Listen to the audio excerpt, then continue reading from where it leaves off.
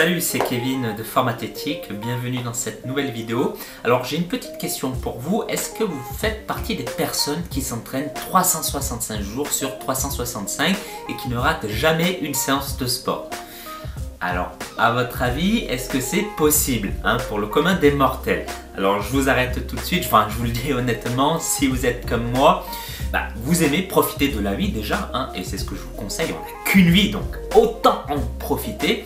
Et puis ça arrive parfois qu'on parte en vacances, et je l'espère pour vous, vous partez en vacances. Et puis des fois vous avez un petit peu moins de temps pour vous entraîner, vous avez peut-être subi une opération, une blessure, et peut-être parfois vous avez un petit peu moins de motivation, surtout durant les périodes de Noël où il fait un petit peu plus frais on va dire, et un peu plus nuit, il fait nuit un peu plus tôt aussi. Donc c'est des choses on va dire qui limite un petit peu la motivation. Donc c'est des périodes un peu difficiles. Donc si vous êtes comme moi, c'est-à-dire un être humain tout à fait normal et qui veut profiter de la vie tout en se remettant en forme, faut pas l'oublier, vous aurez des périodes à vide, où vous n'irez pas vous entraîner. Donc là, la première chose, c'est de ne surtout pas culpabiliser. Parce que se culpabiliser quand on ne va pas à l'entraînement, on va dire c'est pas quelque chose qui va vous servir, c'est un inconvénient. Donc psychologiquement, il faut que vous vous parez par rapport à ça, d'accord? Et j'ai remarqué avec le temps que après une période de repos ou une période d'arrêt, les gens reprenaient beaucoup trop intensément leur séance d'entraînement, ce qui conduit souvent aux blessures. Et quand vous avez une blessure, les amis, c'est des semaines, voire des mois d'arrêt, et ça a mis un coup d'arrêt, voilà, le mot est bien choisi, pour votre progression. Et il y a un autre type de personnes aussi qui ont peur de s'arrêter parce qu'ils ont peur justement de perdre trop de muscles ou de reprendre du poids. Bref, alors je vous le dis honnêtement, ceci est psychologique et je vais vous l'expliquer dans un instant pourquoi et comment limiter la casse. Donc c'est pourquoi j'ai décidé de faire cette vidéo. C'est pour dans un premier temps vous montrer comment limiter la casse durant les périodes de repos, les périodes d'arrêt, durant notamment les vacances d'été ou encore les périodes de Noël. Et puis je vais vous montrer dans un deuxième temps comment reprendre le sport, surtout en musculation, comment reprendre vos entraînements pour dans un premier temps limiter au maximum les blessures, les choses qu'il faut absolument éviter, et puis dans un deuxième temps potentialiser vos efforts pour avoir des résultats beaucoup plus rapidement et surtout retrouver votre niveau d'avant. Allez, donc c'est parti, on regarde ça tout de suite ensemble.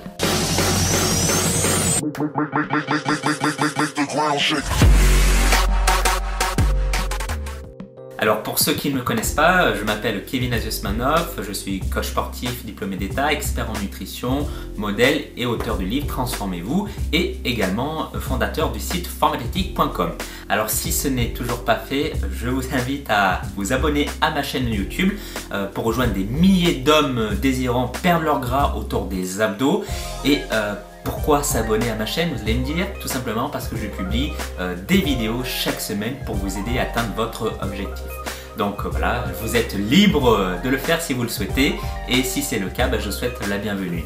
Alors durant l'intro de cette vidéo, je vous montrais l'importance de limiter la casse durant votre période, des périodes où vous faites un petit peu moins de sport. Donc je vais vous expliquer comment procéder, les choses importantes à mettre en place pour éviter de revenir à l'entraînement avec beaucoup de masse musculaire en moins, beaucoup de force en moins, et surtout beaucoup de motivation en moins. Donc pour éviter cela, dans un premier temps, il va falloir, bien évidemment, si vous ne pouvez pas faire de sport, faire 2-3 petits ajustements au niveau de votre alimentation. Donc ça, c'est indispensable. Alors la première chose, avant de parler d'alimentation, sachez une chose.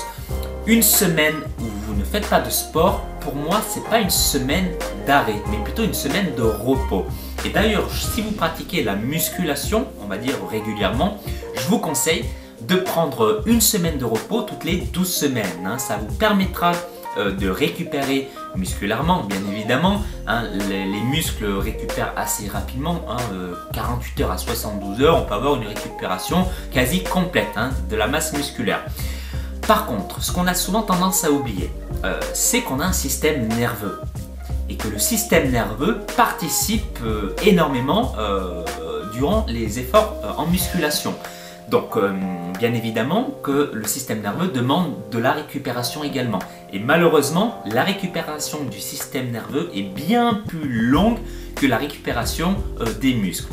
Donc c'est pourquoi tous les 3 semaines, tous les 12 semaines, pardon, tous les 3 mois, il est important de prendre une semaine de repos. Donc ce n'est pas obligatoire, mais je vous le conseille vivement. Donc on referme la parenthèse. Donc pour en revenir à ce que je disais avant, si vous avez une période de plus de 1 mois sans avoir fait de sport, donc là c'est vraiment un arrêt. Et c'est à partir de ce moment-là que votre masse musculaire va commencer à diminuer. Donc c'est par exemple le cas lors des vacances durant l'été. Généralement vous prenez au moins 3 semaines, voire 1 mois de vacances. Donc si vous avez également une opération comme je viens d'avoir récemment, où je me suis fait opérer des dents de sagesse. Donc bon, je vous montre une petite photo collector, vous la gardez pour vous, vous la partagez surtout pas. Donc bien évidemment, je me suis pris sous mon meilleur angle, mais voilà, ça m'a empêché de m'entraîner pendant 3 semaines parce que j'ai des petites complications. Bref, tout ça pour vous dire aussi qu'il ne faut pas avoir peur de perdre trop de masse musculaire si cela fait moins d'1 mois que vous avez arrêté la musculation. Par contre, vous allez perdre de la masse musculaire si vous n'appliquez pas les conseils que je vais vous donner dans un instant. Alors première chose par rapport à votre alimentation. Durant cette phase d'arrêt, cette phase où vous vous entraînez pas, je vous conseille d'augmenter votre apport en protéines. Donc les aliments protéinés, vous les connaissez, ce sont les aliments issus des viandes, par exemple du bœuf, etc. Du poisson également qui contient énormément de protéines. Bref, les aliments riches en protéines. Alors pourquoi faire ça? Tout simplement pour limiter le catabolisme musculaire et surtout si votre objectif aujourd'hui est de perdre du gras, de perdre du poids, vous avez forcément, et je l'espère, une alimentation légèrement hypocalorique. Et quand on a une alimentation légèrement hypocalorique, quand on perd du poids, qu'est-ce qui se passe à côté? Vous allez perdre de la masse musculaire. Donc quand vous faites de la musculation, ça permet de limiter ce catabolisme musculaire en complément d'une bonne alimentation, d'une alimentation adaptée à votre objectif. Mais quand vous faites plus de musculation, il faut quand même dire à vos muscles, en gros, hey les gars, restez là, j'ai encore besoin de vous. Et si vous n'apportez pas assez de protéines, vous allez perdre plus rapidement de la masse musculaire. Donc ça, c'est quelque chose qu'il faut éviter. Pourquoi? Puisque quand vous avez une baisse de votre masse musculaire, votre métabolisme de base va diminuer. Donc au final, vous allez brûler de moins en moins de calories. Donc ça, il faut absolument éviter. Deuxième chose, je vous conseille aussi, dans un second temps, d'ajuster vos aliments riches en glucides, vos glucides. Pourquoi? Tout simplement parce que vous faites plus de sport. Donc au final, vous brûlez moins de calories. Donc il va falloir quand même ajuster tout ça, ajuster un petit peu plus votre alimentation pour éviter de prendre du poids. Et puis pour aussi toujours continuer à perdre du poids. Pourquoi s'arrêter dans son objectif quand on peut quand même optimiser ses résultats via l'alimentation qui, je vous le redis, représente 80% de vos résultats. Voilà, donc moi je vous conseille de faire des contrôles chaque semaine et puis d'ajuster légèrement votre quantité de glucides en fonction de vos résultats. Donc bien évidemment, si vous êtes en vacances, ne vous prenez pas la tête non plus, vous n'avez pas besoin de dire à votre femme bon, aujourd'hui c'est la pesée, je dois me peser et on doit manger 300 grammes de glucides par jour parce que je dois être à l'équilibre, blablabla. Donc ça, non, ne faites pas ça, ne vous prenez pas la tête, mais gardez quand même, si c'est possible, un petit œil sur vos mesures.